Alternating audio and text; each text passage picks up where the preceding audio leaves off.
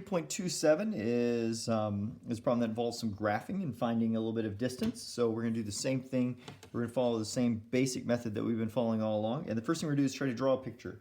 In this case, the picture is pretty clear. The picture is that of a parabola. And so I have our graph y equals 1/2 x squared. And I draw my parabola like this, and there's my parabola right here. But then on top of this, I have another point, and the point is 2x equals 2, y equals 1. And so I come over here to x equals 2 and y equals 1, and I put a point here. And what I'm interested is in which point in the parabola is the closest. We can kind of see where it should be. We can kind of see it should be somewhere in this range, but it's hard to tell exactly where it should be, right? Okay, so it's hard to tell. So what we need to do is I need to think about what I'm looking for and start to label it. So what I'm going to do is I will draw this right here and call this D, and that will be my distance. And then what I'm going to do is I'm going to do the natural thing, and that is turn that D. So I'm going to call this point X, Y, and then I'm going to make that, and then I'm going to find that distance between D and the point 2, 1. Okay, well, what is that distance? So now I'm on part 2. So I've labeled it with variables. That closest point is going to be x, y to 2, 1. Now I need to create an equation. Well, we're finding a distance, so the natural equation is your distance equation. And you all might remember your distance equation from somewhere back in geometry class. And it's the square root of x1 minus x2. So I'm going to do x minus 2 squared plus y1 minus y2 squared. So that's our distance equation. Let me show you something about the distance equation. By the way, you don't have to memorize this distance equation. I know it feels like something that you should memorize, but really, if we have a point here, which is the point xy, and another point here, which is the point 2, 1, and I want to find this distance, all you have to do is draw a triangle. And then what is this height of the triangle? Well, this height is y minus 1, because you start at height I and y and move down to height 1. This is height, this is x minus 2, or I guess it could be 2 minus x. It doesn't matter the order that you subtract them. Here maybe it'll make sense if I draw, this is fine. So this is x minus 2, and then this is d. And so how do I find the distance? I use the Pythagorean theorem, and we end up with d squared equals x minus 2 squared plus y minus 1 squared. A squared equals b squared. A squared plus b squared equals c squared. And so really the distance formula is just the Pythagorean theorem in disguise. And by the way, I like this picture better because this picture is going to be easier for me to do some calculus on.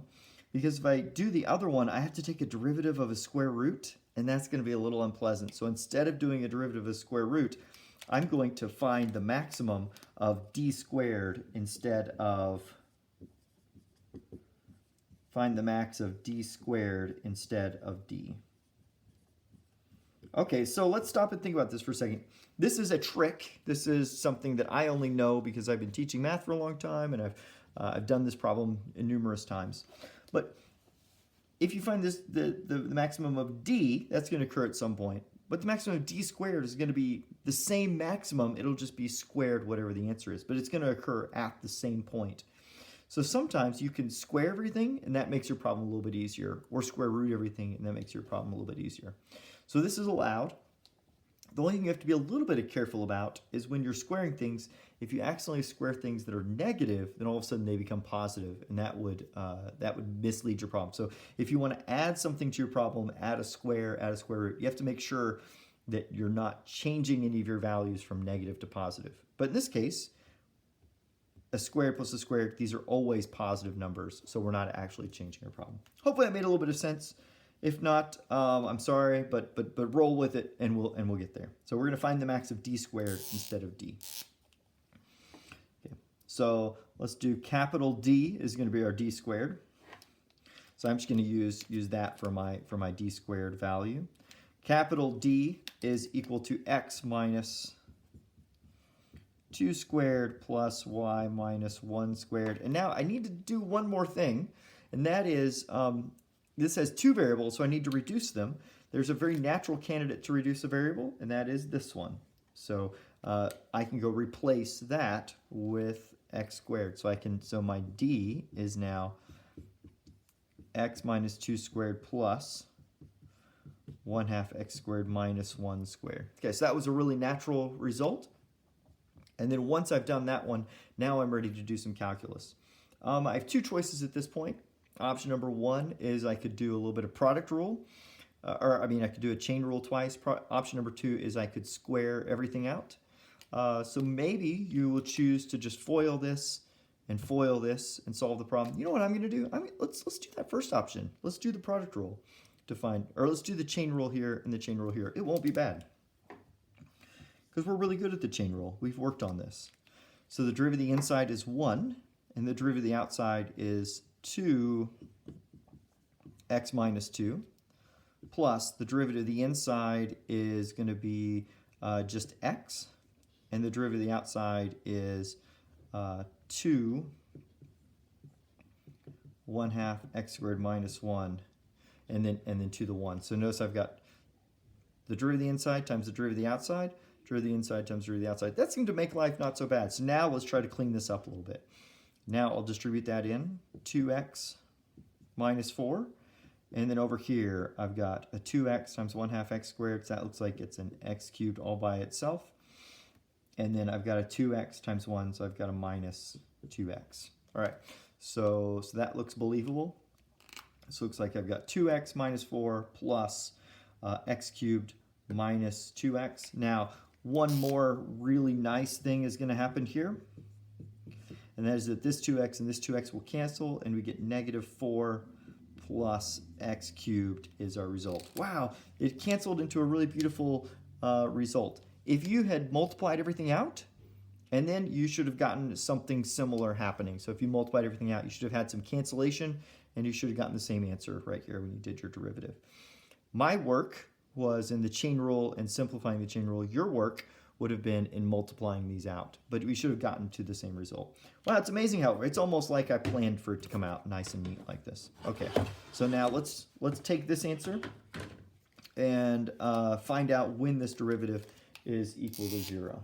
Okay, so we'll go d prime, that is equal to 0. So we'll go negative 4 plus x cubed equals to 0. That gives me x cubed is equal to 4, and x is the cubed root of 4. And so the cubed root of 4 is our only result, but that's fine. And so this ends up being our maximum, or our minimum value, and then y ends up being our other result.